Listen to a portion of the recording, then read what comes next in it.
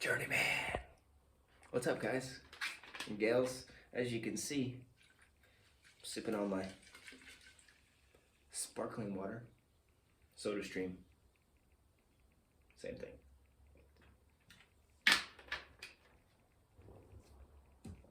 I got a few topics to jump into, so just bear with me.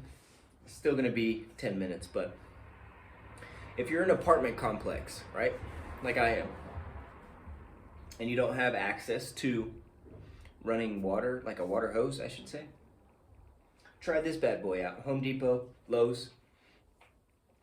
Christian, are you sponsored? No. But again, I just like helping people out, dude. This is a good thing. This is what you see people spraying to kill their weeds and stuff like that in their yard. But you can easily fill this up with water. Pump this thing. Pressurizes the water. And you got water. Right? So to your left is my felt. And I have to wash it because I just went crazy on Zwift earlier. My sweat and snot and crap is all over it. So wash your bike. There's no excuses. Moving forward. Christian, how do you deal with people that talk shit to you? And what advice can you give us? You know, I was this person. And let me tell you why I talk shit about people. Why I used to. There's nothing wrong with banter. There's difference between banter and talking shit. Banter is like friendly. You know, I'm gonna kill you on that race course. Or I think shit talking is easily described as putting someone down to make yourself feel better, which is, if I'm not mistaken, arrogance is the definition of arrogance, I think. Maybe. I don't know. I could be wrong.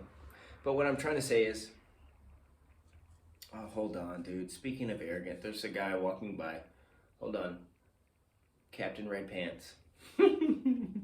What is Red Pants? Look at that belt he has on, people. He has a black belt and talking shit. You see that? I should have put a couple stripes on him because he has 3 or 4 degrees of talking shit. Christian, who is this guy? Why do you have him? Dude, you have red pants.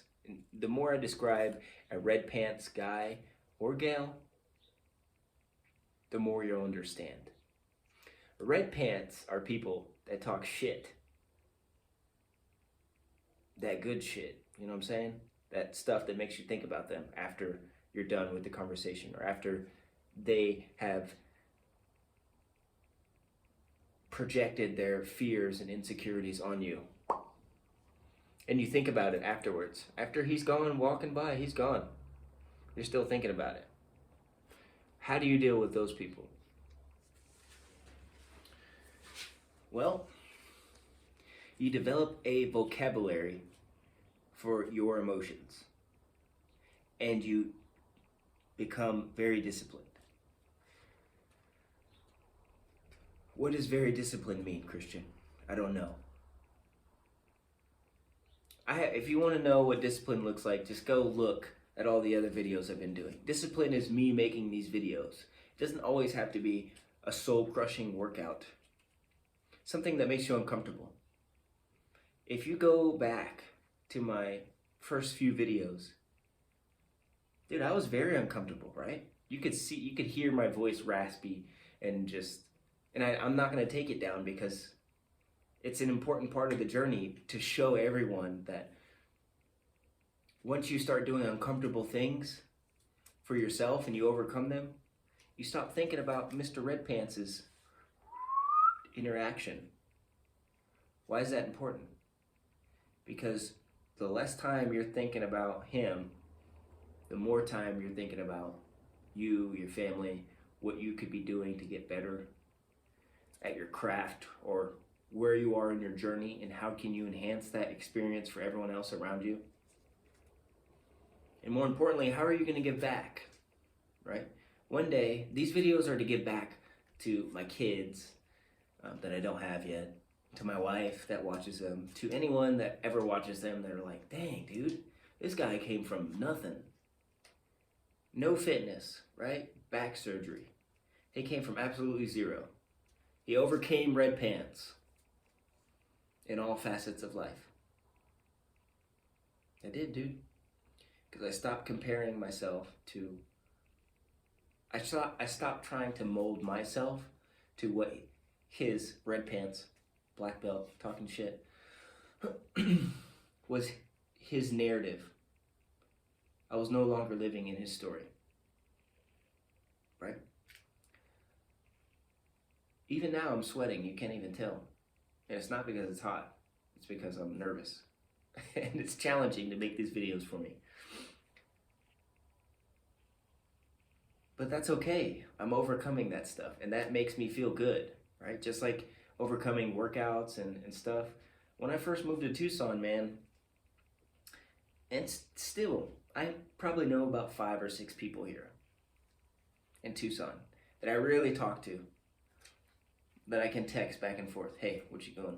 What are you doing this weekend? You want to run together? No? Okay, cool. Not that I need them in my life, but I'm telling you this because I jumped head first as far as off the cliff and going for the dream, right? Becoming a pro athlete in triathlon. I went for it. I'm still going for it, right? But I'm telling you, in the beginning, it's all about proving red pants wrong.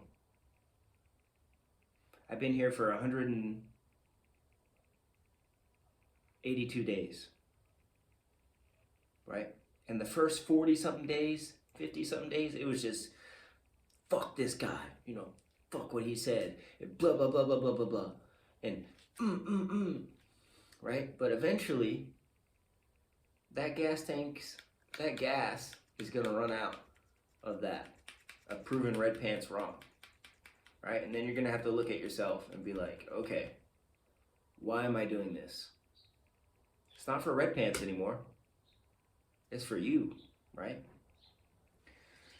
So it started with 0 friends. I didn't have social skill. I mean, I have social skills. I can speak. I can, you know, be a normal human being. I'm not weird. Too weird. Even though I talk in the third person in these videos. That's pretty weird, I guess. Randy pointed that out to me.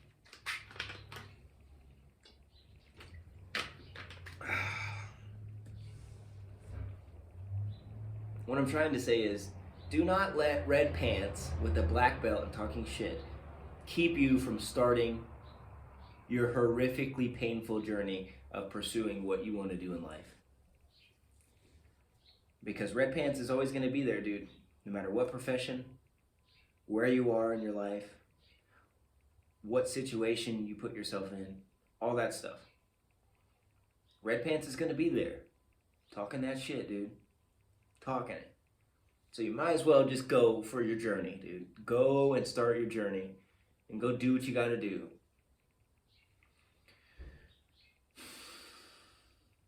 I know that's deep. I'm kind of, every other video I'm like, I change. One day I'm cool, one day I'm like super pumped up.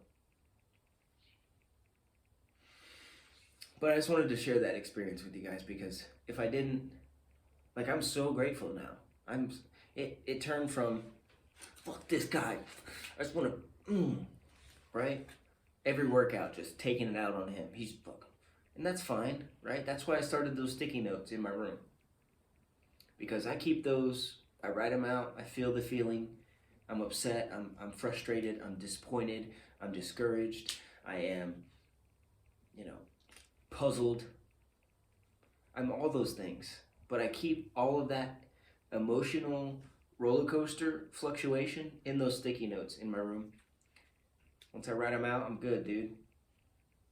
It wasn't always like that, but it turned into that. It turned in from, fuck this guy, to, dude, I'm grateful. I'm so grateful when I wake up in the morning. I'm so grateful that I have a family, that my wife supports me, my mother supports me. Dude, my mom just bought me a truck, and I didn't ask. And I guess she just, and I'm 28 years old. Like, I didn't ask, and I'm not going to ask, and I would never ask. It's not who I am. I guess she saw that my mother's retired now, and she has, and I guess she saw me making videos of the mobile studio, and she didn't like it too much. But that's fine, dude. I'm okay with that. I'm just so grateful for, once I started being grateful for things, I realized that things just kind of started happening. It was less intense all the time. And it was more relaxing. It was more therapeutic than it was stressful. And for me, that's the most important thing, relaxing. Just being relaxed and having fun. Because if you're not having fun, dude, you can't be doing this for very long. There's no way. If you're not having fun, if you're miserable, because I did it for 2 years straight. And I'm literally just now understanding what gratitude means and just being grateful for stuff and for life and for friends and laughs and holidays and stuff like that. My family, my brothers. I'm grateful for all those things now. And I never, when you're upset at Red Pants, you're trying to prove him wrong and those people wrong, most of the time it's multiple. It takes away from being grateful for the amazing part of life. So keep that in mind next time. When you're going through some stuff and you just want to prove everyone wrong, that's fine, dude. Keep doing it. I'm not saying not to, but there's a time and place for me now, and I realized I just leave it in there, or I leave it in my journal, and that sounds Christian. You journal, yeah, I do, whatever, dude. But it's important, dude. Get your thoughts out. Build a vocabulary for how you're feeling. Build a freaking vocabulary on how your morning went, how the day went, or someone told you something.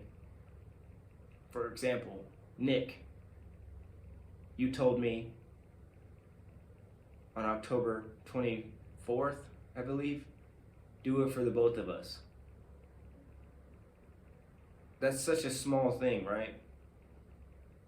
But when you value someone's thought and they say something like that to you, you write that shit down, dude, because that's another win, dude. That's another little victory.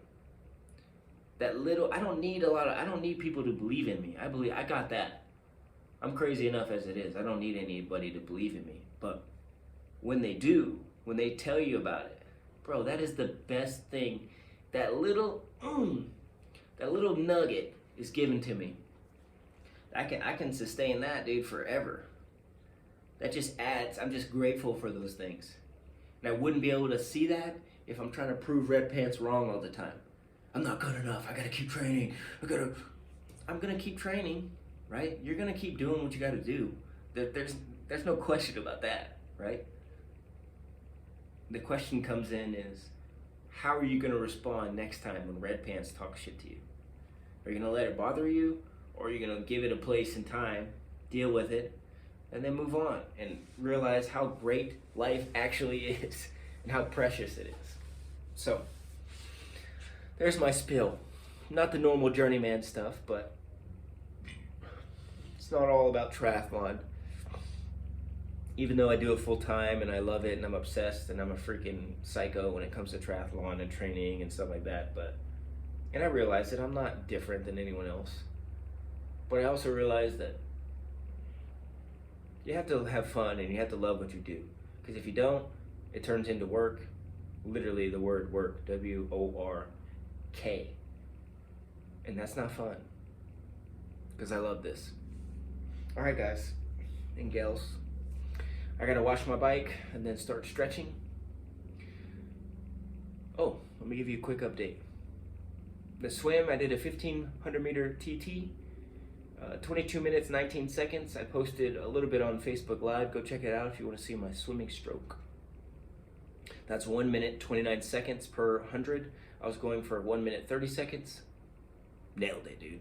Not the fastest, but I'm feeling better. Told my coach I need about 25 more of those sets before a race. Moving forward, today I had 2 times 20 minutes on the bike.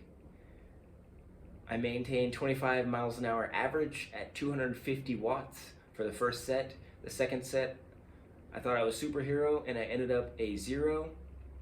I started with 280 watts for the first 10 minutes, and then the second 10 minutes I finished at 260 watts. My average speed was 25 miles, 0.1, or 25.1 miles an hour. What? How does that make sense? I don't know. It's on the same course. So I guess I'm just gonna stick to 250 and get fit at that power, because that power is 25 miles an hour is nothing to, for average speed over, I don't know, 10 miles is nothing to snip at. So that's all I got for this. Tomorrow's a shootout, 4 hours. Troy, you're not invited. Sunday is a triple discipline day. Swim, bike, and run. That'll be fun. That rhymed. And I'll see you guys on the other side on Monday. Journeyman out. Have a good weekend.